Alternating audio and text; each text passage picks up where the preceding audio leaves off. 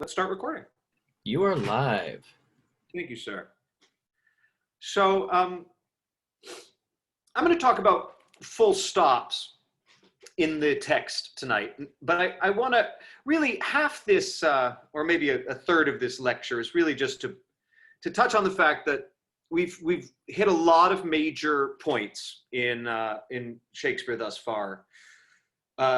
In the verse, in working it, in I hope really helpful and constructive pieces to the craft that will help you in your work in a very practical way. Again, I don't want there to be anything intellectual about. I mean, there's something wonderfully intellectual about the work we do, but nothing sort of.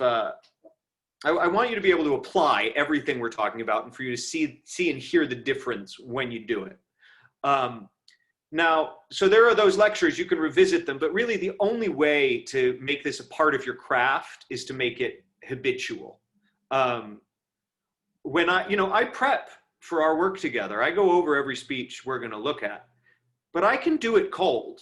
I've been doing this work for a long time, and most of it is already in me. That doesn't mean I don't have plenty to learn, and teaching this class has taught me a lot. It has really helped me frame a lot of these ideas. But if they're just filling your notebooks, and I hope they are, and I hope they're helpful, I'm not criticizing that, but until repetition and practice make them a habit of your craft, they're no good to you. They're no good to you in a notebook. Again, they are in the sense that you have them to return to, you have them to study, you have them to go over. But if you should be, when you're looking for your operative words, when you're talking about playing the argument, when you're searching for the alliteration of certain consonants popping out in a line, it's no good if you have to be reminded in your notebook and go back to it. It's fine in a class setting, but when you're practically using this to work and in rehearsal, you need to get this in your blood, in your bones. It needs to be sort of secondhand. I say all that because in talking about full stops tonight, I actually have a very small lecture. This is just a tool to add to your arsenal, to your tool belt. Most of what I'll talk about is repetition now. I'm not saying that I've covered all the big topics. I'm sure there are some I am lacking, and I will come back to. I'm going to touch on something I'm calling coloring tonight, which we've been hitting in the class a lot, and which I might devote a fuller lecture to.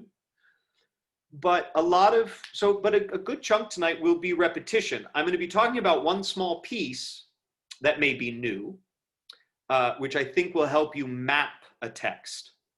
But in so doing, I'm really going to be repeating a lot. So know that when we come to this repetition, I never want it to be boring, but I do think it's helpful and maybe necessary to go over these things again and again so that they become habits for you, so that you can hear them and point them out. And so that when you're working professionally, you have these at your disposal. Because that really is my hope. My hope is to give you a very practical tool belt that you can actively apply. Every now and then you might remember something a teacher said and look it up and it'll help you in a moment. But a lot of things I'm talking about will cover all your work when you're doing Shakespeare. So there's going to be some repetition. I just wanted to address that. And I hope and think it's a healthy part of the process. And there is going to be a point where I am at the point where I sort of sit some weeks and go, what the fuck am I going to lecture about? I had a lovely reprieve of 2 weeks talking about auditioning. Happy to do it. I hope it was helpful, but it was never part of my sort of craft of Shakespeare plan. But I really do hope those were helpful. And that gave me 2 weeks where I didn't have to think about it. So, yeah. So as I repeat things, repeat them to yourselves. As you hear me repeat things working with actors, repeat them to yourselves. Remind yourselves. You're building your toolbox. And the danger being that it's a bunch of things you may agree with, I hope so, sitting in a notebook that don't become applicable skills. So full stops. Full stops are generally, they're always periods. They're often semicolons. They're often colons.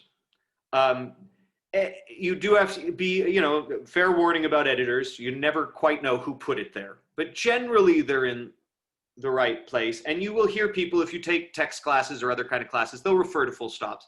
That's what they're referring to. And what full stops are, usually, is a marking in the text that a shift is necessary. That's the key. Full stops are a marking in the text that a shift is necessary. I'm going to look at Henry V tonight, the tennis ball speech. And the reason I chose that one to look at is because it's a great speech, even if you don't shift. It's an awesome speech. And you can get swept up by it, even if it's all sort of in the same vein. But I would argue it's a lesser speech if you do that. So it's going to be an example of a speech that does work. It's good, but I think without the shifts, it works in a sort of generalized way. We sort of blur out on it. Hopefully an actor is good enough to get us fired up and on their side, but not necessarily actually hearing each line, which I do think is the goal. I think when you're doing this right, everything should be clear. So that's what I'll look at. So full stops, periods, semicolons, often colons, often question marks, though not always, often exclamation points, though not always. These are situational. I learned something nice working on Shaw for the first time professionally last year, in the fact that he notates things often where a question mark or an exclamation point is followed by a lowercase letter.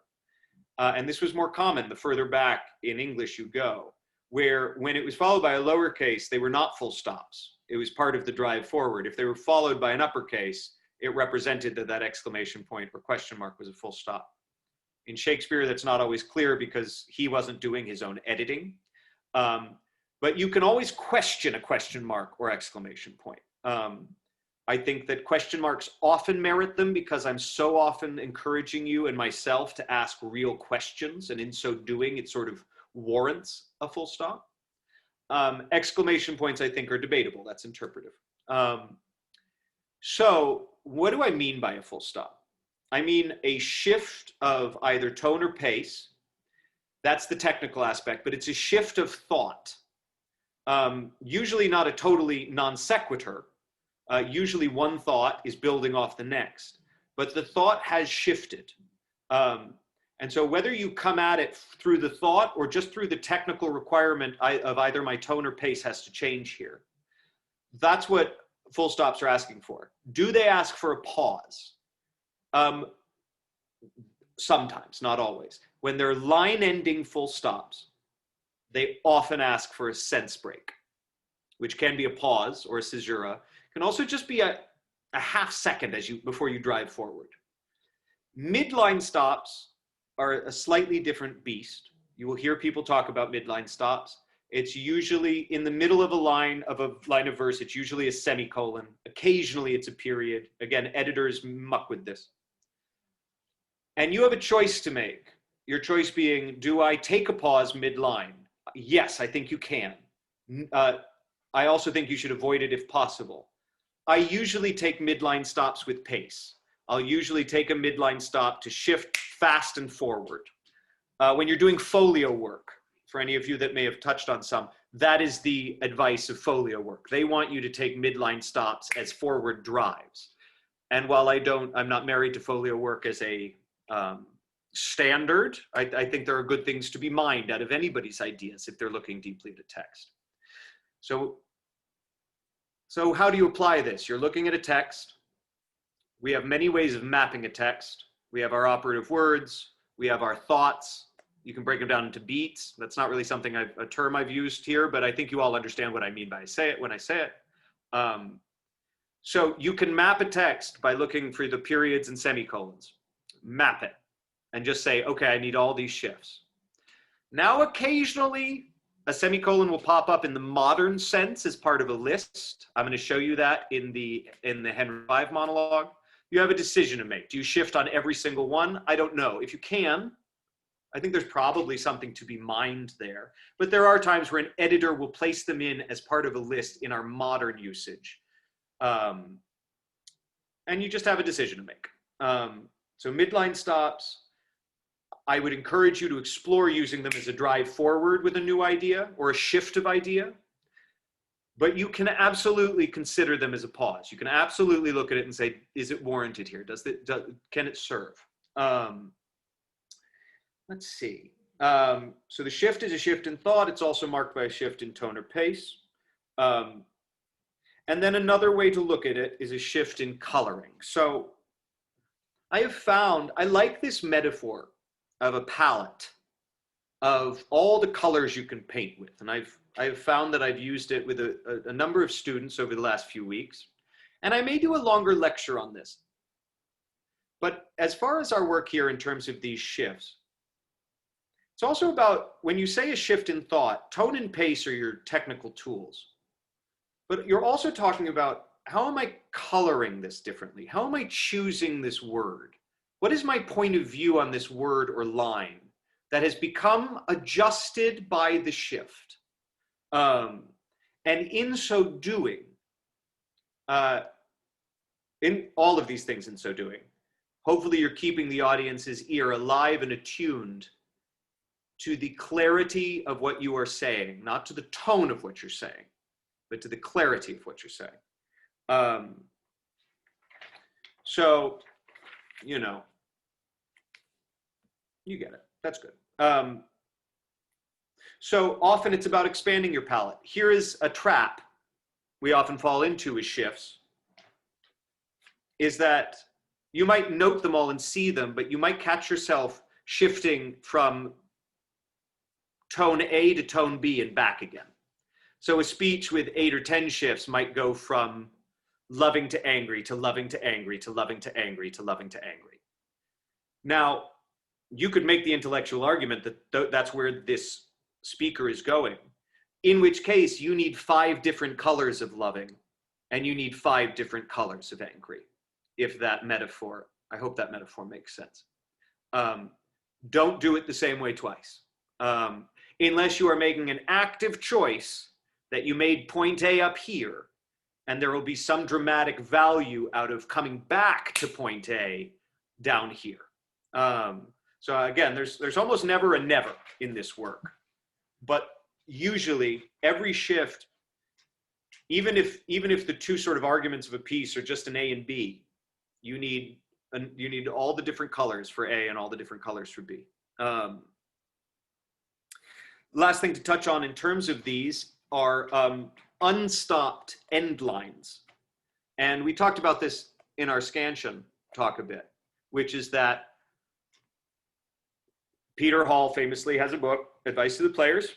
It's worth reading. He does have good things to say, but he famously thinks that one should take a sense break at the end of every verse line. And I disagree with that. I don't think that's right. But I do think, like folio work, there are good things to mine out of exploring it. And so we're talking, you know, no demarcation is not necessarily a full stop, but you can always consider one. There are verse lines that end without punctuation that could, you know, often could have sort of a ... after it, or maybe it lifts a little because what comes in the next line could be a discovery.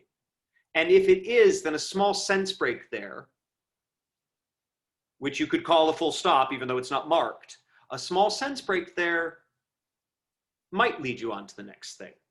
And so that's often an interesting thing to consider. And I personally, in my work, find I get a great deal of mileage out of considering that.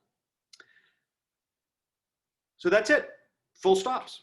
Full stop. Not entirely. I'm going to look at tennis balls. And I'm going to work through it with you. I'm throwing a link up into the chat. If you want to follow it, this is Act 1, Scene 2 of Henry V. It's near the end of the scene, which you sort of don't expect until you remember how much of the Archbishop is usually cut. Let's see here. And I'm going to be making an effort to shift on all of these full stops. So we have this semicolon at the end of the first line. We have a colon at the end of the second. We have a period at the end of the fifth. We have a midline period, which is rare. I think that's the seventh, after chases, semicolon at the end of 9, I think, which is England, barbarous license, another line and a half down, we have a semicolon. Now, I've had the joy of playing this part twice, so I'm not coming at this totally cold, but it has been many years, and I'm going to be looking at this in an attempt to make shifts on these full stops, whether or not it's something I've worked on in the past. So, and then there are other things in here that we'll touch on as we go. I'll stop and start a bit. So, we are glad the Dauphin is so pleasant with us. His present and your pains we thank you for. Could we have matched our rackets to these balls, we will in France, by God's grace, play a set shall strike his father's crown into the hazard. So we open with his receiving of the gift, and then with with a knife edge of thanks, and then Henry discovers the tennis metaphor he's going to use through the rest of this speech, and begins enjoying it. And like our talk on small rhetorical devices like malapropisms and stuff like this, the tennis metaphor here, there's about a dozen words. In our modern context, we got, I don't know, 5 or 6 of them still stand. So it's incumbent on me to lean into these a bit, to make sure they're being sent up for the audience. Even if the audience doesn't quite understand all of the metaphors, my framing of it will hopefully help tell the story. So good, I'll lead back into that. We will in France, by God's grace, play a set shall strike his father's crown into the hazard. Tell him he hath made a match with such a wrangler that all the courts of France will be disturbed with chases. So I gave myself sort of a stop at the end of disturbed as I found the metaphor. Again, it's a tennis word that we don't use anymore, but disturbed with chases. And so we found a rhythm here, right? So tell him he hath made a match with such a wrangler that all the courts of France will be disturbed with chases. And we understand him well, how he comes o'er us with our wilder days, not measuring what use we made of them. We never valued this poor seat of England, and therefore, living hence, did give ourselves to barbarous license, as 'tis ever common that men are merriest when they are from home. But tell the Dauphin, I will keep my state, be like a king, and show my sail of greatness when I do rouse me in my throne of France. For that have I laid by my majesty, and plodded like a man for working days. But I will rise there with so full a glory that I will dazzle all the eyes of France. Yea, strike the Dauphin blind to look on us. And tell the pleasant prince this mock of his hath turned his balls to gunstones, and his soul shall stand sore charged for the wasteful vengeance that shall fly with them. For many 1,000 widows shall this his mock out of their dear husbands, mock mothers from their sons, mock castles down.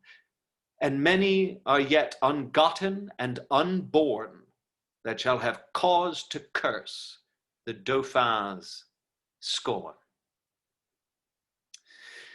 But this lies all within the will of God, to whom I do appeal, and in whose name tell you the Dauphin I am coming on to venge me as I may, and to put forth my rightful hand in a well-hallowed cause. So get you hence in peace, and tell the Dauphin his jest will savor but of shallow wit, when thousands weep more than did laugh at it.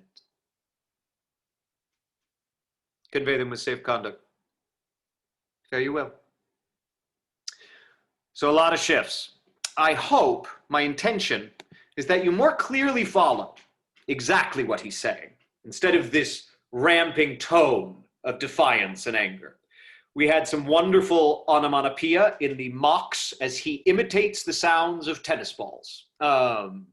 And we have a wonderful thing in the end. I know there are others, but it's one of my favorites, where a Shakespearean character is self-aware of their final couplet. As he goes, his jest will savor but of shallow wit. He's choosing to go to a couplet at the end, which is really, it's interesting. Usually you want to play off the rhyme, right? You need the rhyme to register. We've also talked about this, but you want to play off the rhyme word when and if you can, so that the rhyme doesn't seem hammered and the audience's ear isn't lulled by the sing-song of it. That is a couplet that I believe Shakespeare is asking Henry to serve up consciously. And all the mocks, all those tennis ball pops are pretty fucking wonderful. So I hope that was a bit illuminating in terms of marking all those full stops. I think that speech covers them all, or covers most of them. I'm sure there are some it doesn't. So good.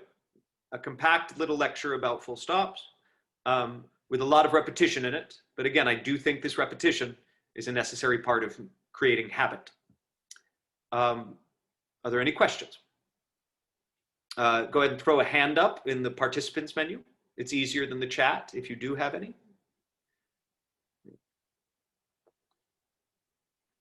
Okay.